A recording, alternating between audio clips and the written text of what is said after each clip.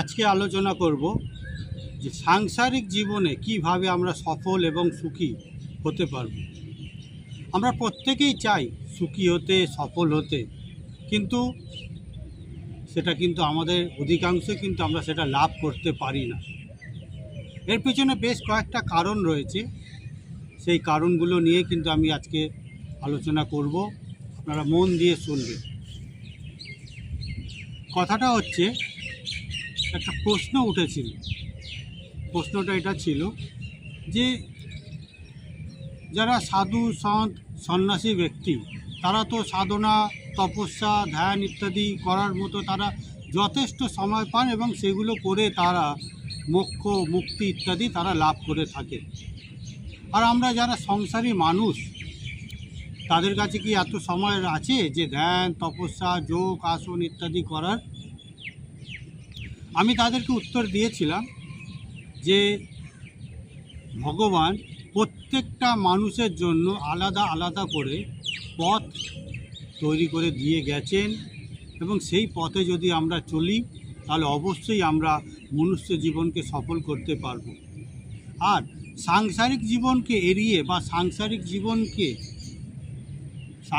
জীবনকে ভোগ না করে কেউ কিন্তু আধ্যাত্মিক জীবনে প্রবেশ করতে পারে না, এবং আধ্যাত্মিক জীবনে সফলতা প্রাপ্ত তো দূরের কথা।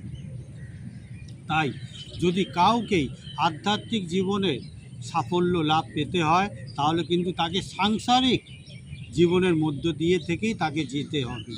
সাংসারিক অর্থাৎ সংসার হচ্ছে আধ্যাত্মিক জীবনের তোরণ অর্থাৎ দরজা। এই সাংসারিক জীবনের মধ্য দিয়ে আমাদের আধ্যাত্মিকতার যাত্রাপথ শুরু করতে হবে। আর আধ্যাত্মিকতার যাত্রাপথ হচ্ছে সাংসারিক জীবনে ভোগ, সুখ, আনন্দ, সাফল্য সমস্ত কিছু প্রাপ্ত করার মধ্যে দিয়েই আধ্যাত্মিক জীবনে আমরা প্রবেশ করতে পারবো, এবং আধ্যাত্মিক জীবনে আমরা সর্বপথভাবে সফল হতে পারব। তো আসি আলোচনার মূল কথায়, যে একজন সংসারী ব্যক্তি কিভাবে সংসার জীবনে সে সাফল্য লাভ করতে পারবে। আমাদের মধ্যে অনেকেই জানে, যারা যোগ, আসন ইত্যাদি করে থাকেন, যে দেহের মধ্যে চক্র রয়েছে। এই চক্র হচ্ছে ছোট চক্র বা 6টা চক্র রয়েছে। অনেকেই বলে থাকবেন যে চক্র তো 7টা আছে, বলে নিশ্চয়ই আছে, কিন্তু ছোট চক্রকেই আমরা সাধনা করতে পারি। 7 নম্বর যে চক্র রয়েছে সেটাকে সাধনা করে বা কোনো কিছু চেষ্টা চরিত্র করে সেটা লাভ করা যায় না। এটা হচ্ছে ছোট চক্র। যদি চূড়ান্তভাবে আমরা সফল হতে পারি, ছোট চক্রকে ভেদ করতে পারি সফলভাবে, তবেই সহস্রার চক্রের দ্বার খুলে যায়। আর সহস্রার চক্র মানে হাজার হাজার চক্র রয়েছে, সেটা মস্তিষ্কের মধ্যেই রয়েছে। সেই চক্রগুলো অর্থাৎ স্নায়ুতন্ত্র বা নিউরন, সেগুলো অ্যাক্টিভেট হয়ে যায়। এইগুলোকে বলা হয় নারী। যোগ শাস্ত্রে যেটা বলা হয়েছে যে 72,000 নারী, এই 72,000 নারীর এক একটা সম্মিলিত এক একটা রূপ, যেখানে কিছু কিছু জায়গায় তারা গুচ্ছ হয়ে রয়েছে, সেই গুচ্ছগুলোকে আমরা চক্র বলে থাকি। তাহলে আমি শুরু করছি।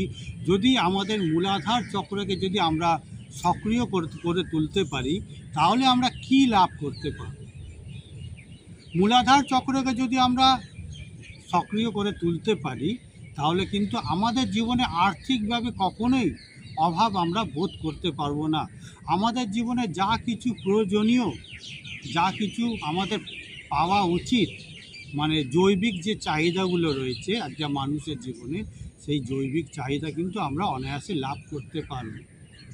তাহলে কি করে আমরা মূলাধার চক্রকে সক্রিয় করব? একজন সাংসারিক ব্যক্তি হিসাবে মূলাধার চক্রকে সক্রিয় করার সবথেকে সহজ পদ্ধতি, যেটা সাংসারিক মানুষের ক্ষেত্রে করা উচিত, সেটা হচ্ছে মাতৃস্থানীয় যারা রয়েছেন তাদেরকে সেবা, সম্মান, শ্রদ্ধা, তাদের প্রাপ্য মর্যাদা ইত্যাদি দিতে হবে।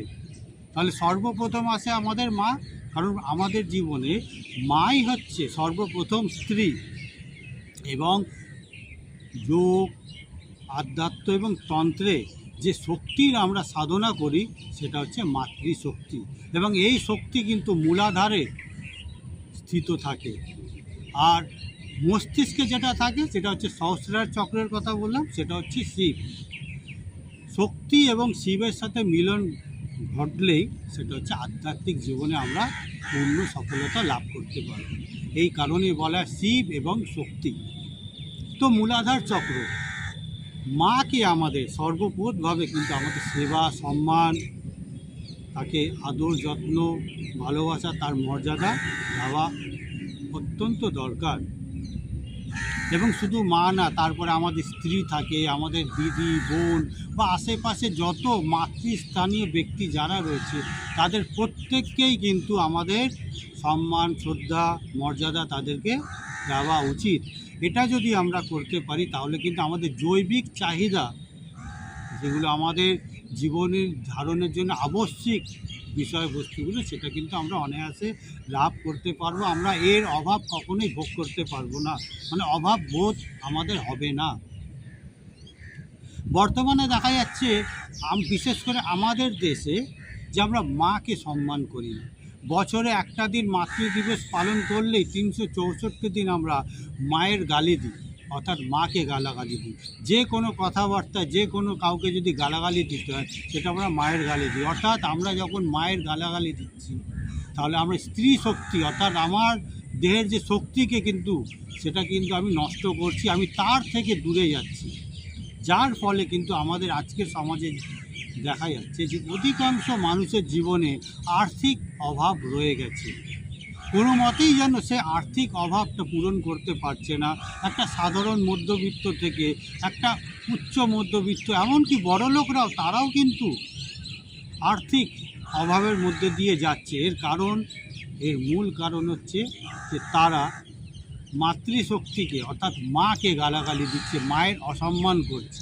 কথায় কথায় মায়ের গালাগালি, কথায় কথায় মানে বোনের গালাগালি ইত্যাদি আমরা খুব বলে তৃপ্তি পাচ্ছি, কিন্তু এটা ফলে কিন্তু আমরা নিজেদের ব্যক্তি জীবনকে নষ্ট করছি, নিজের সাংসারিক জীবনকে নষ্ট করছি।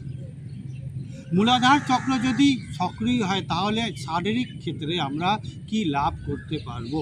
আমাদের হচ্ছে দেহ অবস্থা কিন্তু মজবুত হবে, শক্তিশালী হবে। হাড় মাংস মজ্জা ইত্যাদি যে এইগুলো অবয়ব রয়েছে দেহকে যে ধরে রেখেছে, দেহের কাঠামোগুলোকে ধরে রেখেছে, দেহকে যে এত সুন্দর দেখাচ্ছে আমাদের যৌবন জীবন ইত্যাদি, এগুলো কিন্তু শক্তিশালী হবে, মজবুত হবে।